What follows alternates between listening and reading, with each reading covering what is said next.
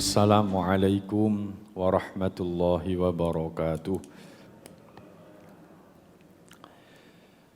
Bismillah, alhamdulillah, wassalatu wassalamu ala rasulillah sayyidina wa maulana Muhammad ibn Abdillah.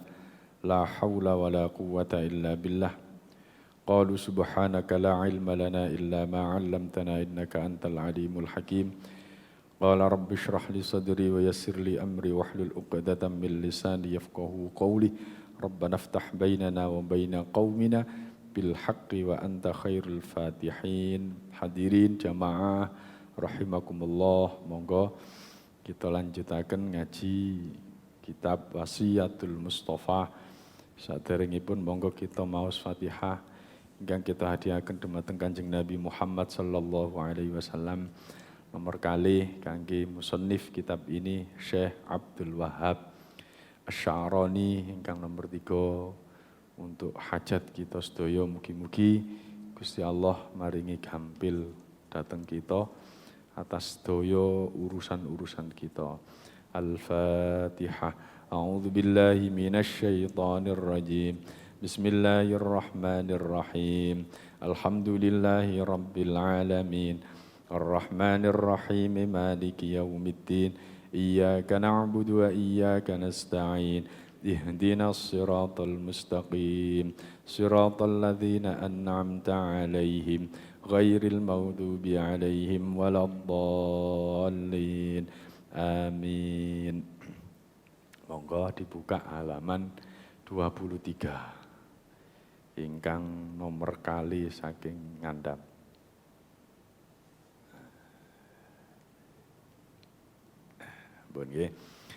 Bismillahirrahmanirrahim. Walis-salihi thalathu alamatin yuslihu bainallahi wa bainahu bil amalis salih. Masih tetap membahas tentang tanda-tanda, 3 tanda. Walis-salihi lan iku tetep keduwe wong kang saleh. Salasu alamatin utawi 3 pira-pira tetenger. Suwiji iku yuslihu bainallahi wa bainahu. Yuslihu matutaken, ngapiaken, ngapii. Ngapii apa? Bainallahi wa bainahu, hubungan antarane Allah lan antarane wong kang soleh. Bil amalis salih, kelawan amal kang bagus. Bon, lanjut mawon. Terus tandane tiyang soleh niki mesti damel bapak ibu sing badhe pados mantu ya. Golek wong sing soleh kan, ngoten nggih. Apa tandane wong sing soleh iku? Nomor 1, yuslihu bainallahi wa bainahu bil amalis salih. Memperbaiki hubungan antara Allah dan antara dirinya, orang yang soleh itu. Jadi memperbaiki hubungan antara diri orang yang soleh itu dengan hubungannya dengan Allah. Ya. Itu tanda orang yang soleh.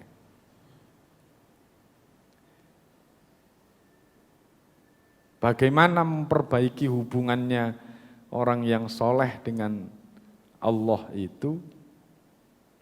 Ya senantiasa berupaya untuk patuh dateng nopo ingkang dipun perintah akan Gusti Allah lan nopo nebihi nopo ingkang dilarang kalian Gusti Allah.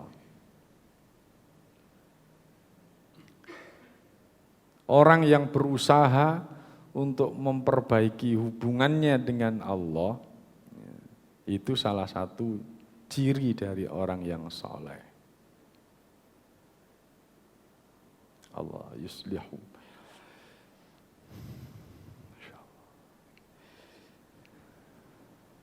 yuslihu bainallah wa bainahu bil amalis salih.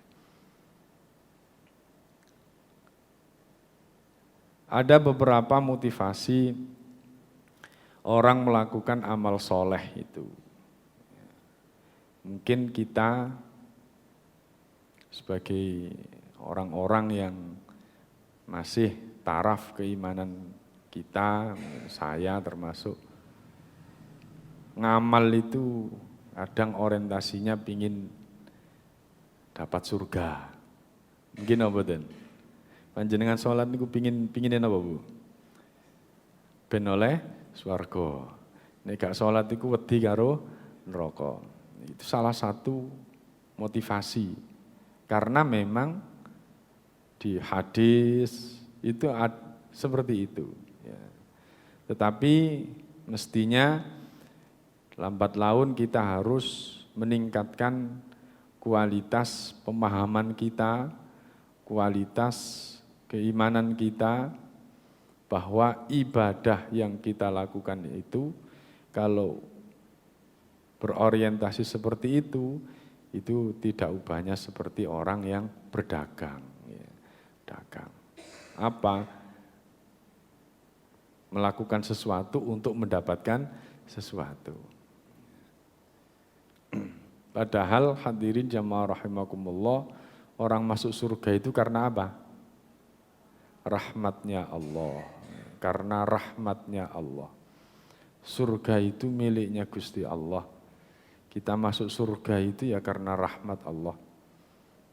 Apa bukan karena sholat kita? Jare ini nang Al-Quran hadis itu seperti itu. Nggih, ya. Tapi lebih dari itu adalah karena memang rahmatnya Allah. Ya. Seperti yang disampaikan oleh istri baginda Nabi, Siti Aisyah itu, bagaimana motivasinya Rasulullah beribadah yang sedemikian banyaknya itu, walaupun beliau itu sudah pasti masuk surganya, sudah termasuk ya kekasihnya Allah, tapi ibadahnya itu luar biasa banyaknya. Apa yang dijawab oleh Rasul, kenapa Nabi panjenengan kok sampai sholat malam, sampai nopone delamaane abu dan lain sebagainya. Motivasinya opo kon gak seneng. Nek aku ini sebagai hamba yang pinter bersyukur. Jadi salah satu motivasi ibadah yang levelnya tinggi itu adalah kita beribadah itu sebagai ungkapan rasa syukur. Rasa syukur dumateng Gusti Allah. Kita meninggalkan dosa itu juga karena merasa syukur. Dan juga ada yang mengatakan bahwasannya kita melakukan dosa itu ya ini malu dumateng Gusti Allah. Kenapa kok malu kepada Allah? Ada yang menganalogkan begini, saya ini adalah anaknya bapak saya. Ketika saya melakukan kejelekan kepada bapak saya, kira-kira bagaimana hubungan saya dengan bapak saya? Ya napa? Anak panjenengan ngelakoni elek datang panjenengan. Kira-kira bagaimana hubungannya anak dengan orang tua itu? Sae napa mboten? Mboten. Sehingga orang tidak melakukan kejelekan itu takut. Ya, takut kalau dia tidak nyaman dengan Allah. Kenapa? Karena merasa, aduh aku melakukan dosa, gak nyaman datang Gusti Allah.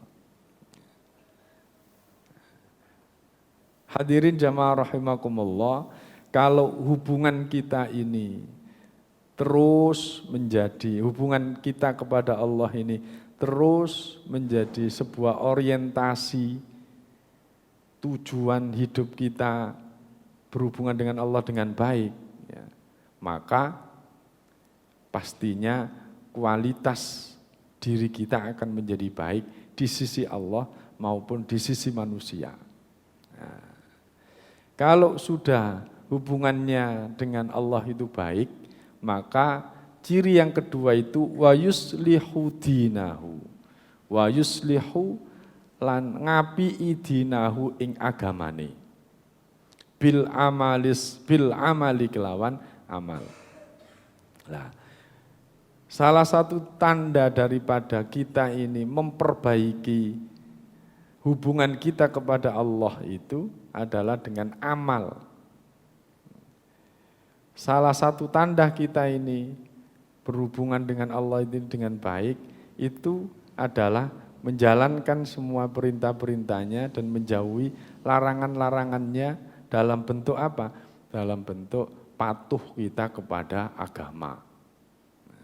Patuh kita kepada agama. Kalau kita sudah patuh terhadap agama yang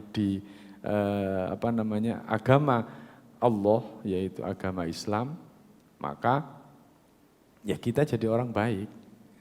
Kalau jadi orang baik, ya itulah yang disebut dengan orang yang saleh. Ciri yang ketiga, wayardha linnasi lan ridho sapa wong saleh mau linnasi marang menungso. Ma ing barang yardha kang ridho linafsi ridho sapa wong saleh mau linafsihi maring awak dhewe ne. Ciri yang ketiga adalah orang soleh itu akan ridho kepada orang lain seperti ridhonya orang soleh itu kepada dirinya sendiri. Maksudnya kalau orang soleh itu ridho jika dia dibaiki sama orang lain, maka dia harus ridho untuk memperbaiki orang lain. Kalau orang soleh itu tidak ridho jika disakiti oleh orang lain, maka orang soleh itu tidak akan menyakiti orang lain. Sehingga hadirin jamaah rahimakumullah, yang ketiga ini, orang tersebut akan menjadi orang baik. Kenapa? Karena selalu mengukur apik dan tidaknya perbuatannya itu kira-kira nyenengno kita sendiri yang menjadikan orang lain senang juga. Sehingga apa? Mereka akan jadi orang baik. Allahumma shalli ala Muhammad. Hadirin jamaah rahimakumullah. Jadi ciri-cirinya orang yang soleh itu yang pertama apa tadi? Memperbaiki hubungan dirinya kepada Allah. Yang kedua, apa? Memperbaiki agamanya dengan melakukan amal-amal. Yang ketiga adalah ridho kepada orang lain sebagaimana ridhonya kita kepada diri kita sendiri. Sehingga hadirin jamaah rahimakumullah, kesolehan orang soleh itu, kesolehan orang soleh itu tidak hanya kesolehan pribadi, tetapi akan berbuntut kepada kesolehan sosial. Solehnya Nabi, kebaikannya Nabi itu akan bisa dirasakan oleh orang di sekitarnya. Orang di sekitarnya. Itu. Ya. Kemudian hadirin, kalau sudah kita ini menjadi orang yang soleh, ya, maka kita ini layak mendapatkan doanya Nabi yang dipanjatkan oleh Nabi saat beliau Isra Mi'raj. Ya napa tungani Nabi ini.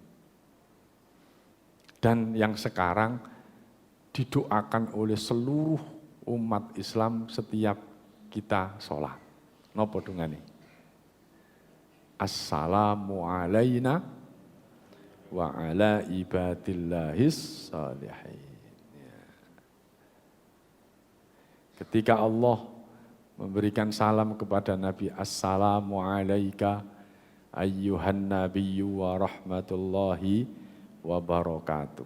Itu dialog Allah dengan Nabi ketika Isra Mi'raj. Allah memberikan salam kepada Nabi sendiri. Salam sejahtera kepadamu Nabi. Tapi Nabi tidak egois, ya. Tak terima, enggak. Tapi assalamu alaina, keselamatan atas diri kami, wa ala ibadillahis salihin. Dan keselamatan pula atas hamba-hambamu yang soleh. Nah, panjenengan kalau sudah berusaha senantiasa untuk menjadi orang yang soleh, maka panjenengan dan anak-anak kita itu layak untuk didoakan oleh Nabi dan didoakan oleh semua manusia orang Islam di dunia ini pada waktu sholat. Sehingga akan menjadi orang baik. Bismillahirrahmanirrahim. Berikutnya. Ya Ali, he Ali. Walis sa'idi lan iku tetep kedue wong kang bejo. Bejo niku napa? Beruntung. Beruntung. Wong bejo niku minum tolak angin. Bejo niku minum. Wong bejo minum tolak angin. Walis sa'idi lan iku tetep kedue wong kang bejo. Orang yang beruntung. Salasu alamatin ono telu biro-biro tetenger. Ada 3 ciri orang yang bejo. Orang yang bahagia. Apa itu? Nomor 1, kutun halalun, manganan sing halal. Wa mujalasatul ulama'i, lan lelungguhan maring wong alim. Wassalawatul khamsu, dan sholat 5 waktu ma'al imami, beserta imam. Nah, ciri-cirinya orang yang akan mendapatkan keberuntungan, kebahagiaan hidup, ya, itu ada 3. Yang pertama, kutun halalun, senantiasa makan dari makanan yang halal. Diupayakan cari makanan yang halal. Jadi tujuan kita ini tidak mau makan kalau tidak makan yang halal. Ini mesti bejo, mesti bahagia. Kenapa? Karena memang ada hadis yang mengatakan bahwa kullu lahmin nabadha minal haram fannaru aula. Setiap daging yang tumbuh dari makanan yang haram, fannaru aula, maka lebih utama daging itu untuk disantap oleh api neraka. Lebih layak untuk disantap oleh api neraka. Nah, kenapa makanan yang halal itu akan menjadikan kita bahagia? Karena makanan itu sumber secara jasmani, ya, secara kesehatan. Makanan itu menjadi sumber energi. Ketika makanan itu halal, maka energi yang dikeluarkan itu pun juga akan menjadi baik. Sebaliknya kalau makanan itu haram, energi yang dikeluarkan oleh tubuh ini baik dalam bentuk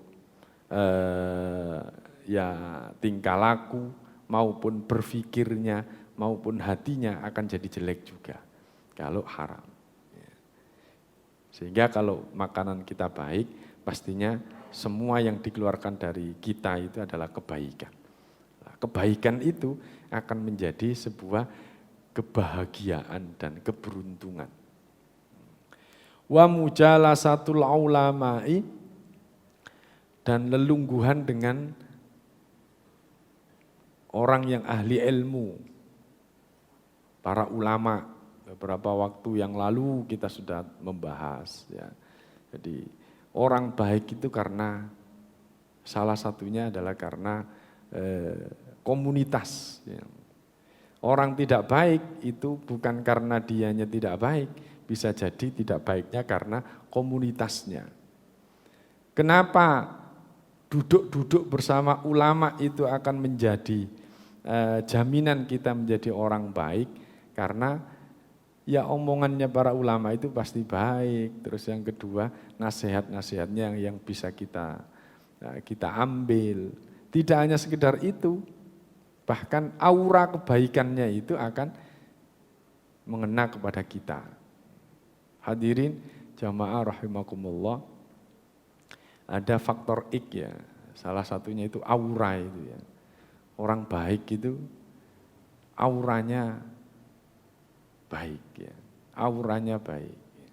Orang jelek itu ya auranya jelek juga. Pengaruhnya itu baik, aura itu pengaruh lah. Kalau dibayangkan itu ada medan magnetnya ya. Ada medan magnetnya, baik ya. Ada yang mengatakan bahwa kalau diteropong dari satelit itu, Mekah itu kelihatan begitu bersinar, kelihatan begitu bersinar. Ya kenapa? Karena memang di situ medan magnet kebaikan semua itu ya. Salah satu air terbaik di dunia itu adalah air nomor 1 ini, yaitu air Zam-Zam. Karena posisinya berada di bawah orang yang tawaf, yang tidak ada orang tawaf di situ. Mulai dari zaman dulu sampai sekarang, tawaf itu selalu ada dan berdoa kepada Allah. Sehingga apa? Airnya juga baik. Ini aura itu begitu.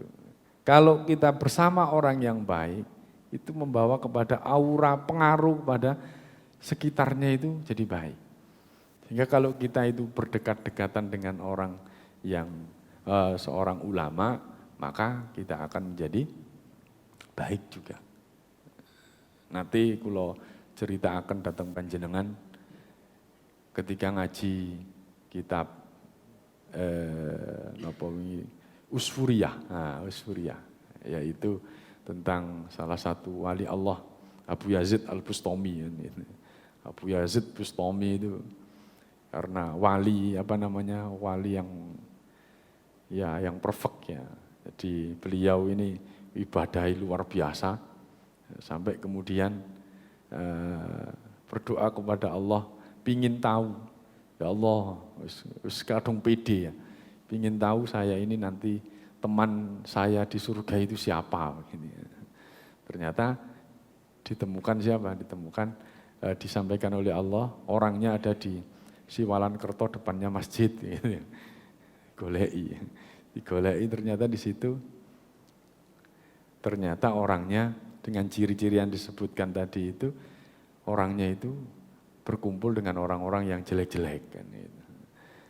Kemudian dia sampai sanksi apa tadi itu mimpi dari Allah atau dari setan. Ya, ternyata walinya Allah tadi itu nimpali Abu Yazid Al-Bustami sebelum dia pergi meninggalkan wali itu. Kenapa kamu kok pergi? Wong rencananya kamu menemui saya kok enggak jadi itu. Loh kok tahu duluan padahal saya belum menyampaikan maksud hati saya, jenenge wali ya. Terus kemudian kamu sanksi lah dengan dengan saya. Ya, kenapa kamu kok duduk-duduk sama orang-orang yang maksiat begini, peminum-peminum dan juga orang yang berjudi. Iya mereka minum semua, tapi aku minumnya minum air putih. Mereka judi ini, saya tidak ikut judi, cuma lihat saja. Sebenarnya ini ada 40 orang, yang 80 orang, 40 orang sudah mentas KB, jadi jamaah masjid KB saiki. Tinggal 40 orang sik pancet nambeng. Iki urusane sampean. Ben sampean meneh dadi koncoku nang gone swarga. Kemudian Sayyid Al-Bustami ini keder ya. Ya apa carane menjadikan orang ini baik ya, aku gak tahu. bergaul dengan mereka. Akhirnya beliau memohon kepada Allah, ya Allah, kalau memang aku ini walimu, kekasihmu, ya, mohon Gusti agar mereka melihat wajah saya saja cukuplah. Dia mendapatkan hidayah darimu. Kemudian, sampaikan, suruh melihat saya. Kalau dia melihat saya, pasti akan mendapatkan hidayah. Gitu. Akhirnya 40 orang itu suruh melihat ini walinya Allah yang terkenal itu. Siapa? Abu Yazid Al-Bustami. Wah, dilihat wajahnya, langsung mak cekluk. Gak keturun. Mak cekluk langsung tadi insaf kabeh. Mulane hadirin jamaah rahimakumullah, melihat wajahnya ulama, melihat wajahnya kekasih-kekasihnya Allah itu begitu dingin sehingga dia ikut kepada Allah itu ya. Wassalawatul khamsu, yang betul al-khamsu, betul khamsiyah. Wassalawatul khamsu, dan sholat yang 5 waktu ma'al imami berserta imam. Berarti sholat apa? Sholat jamaah. Bon, nek panjenengan pingin bahagia, carane telu. Napa wau? Mangan perkara yang halal. Ojo adik golek sing haram, haram ditinggal. Ojo adik terpengaruh dengan ungkapan, ojo maneh golek sing halal, sing haram ae angel. Iku ya apa jenenge? Iku namanya ini apa namanya? Ya setan kan gitu aja lah. Itu setan ya. Lah kalau sudah seperti itu, ya kapan bisa dapat halalnya sudah ngomong seperti itu ya. Kita itu hadirin jamaah rahimakumullah, manusia itu sudah ada jatahnya sendiri-sendiri. Ya. Jatahnya sendiri-sendiri. Ketika jatah itu mau kita ambil, ternyata kok gak iso, butuh satu saja. Apa itu? Sabar. Ententono dilu ae, mari ngono mesti oleh halal. Misal, duit entek kabeh, wis gak duwe, cuma duwe sego tok. Sego, beras tok. Mas, blonjoi mas. Gak ono duit gitu. Mari ngene aku tak budal, golek duit. Terus panjenengan, ya wis alhamdulillah yang penting duwe sego, duwe beras, dimasak berasnya iki kira-kira kano iwaki apa ya ngentit akhirnya nang pasar ngentit. Panjenengan ngentit mau iku ya, panjenengan ngentit iku mau. Umpamane panjenengan gak ngentit ya, gak ngentit. Kalau memang itu rezeki sampean, kalau memang itu sing ngentit mau ya, iku rezeki sampean gak bakal konangan. Tapi oleh halal atau haram? Haram.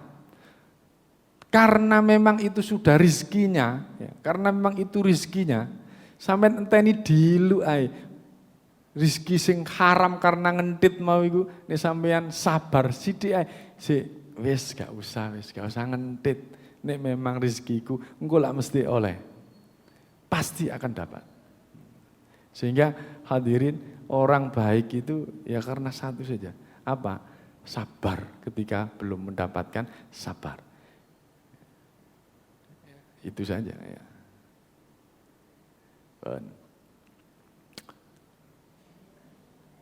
Makanan yang halal nomor 2 apa? Apa?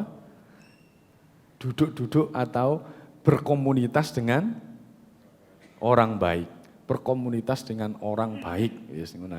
Yang ketiga, sholat jamaah bersama imam di masjid. Ataupun kalau memang tidak bisa di masjid ya di rumah minimal jamaah. Ya, minimal jamaah. Mungkin-mungkin yang termanfaat di dumateng kita sedaya. Al-Fatihah.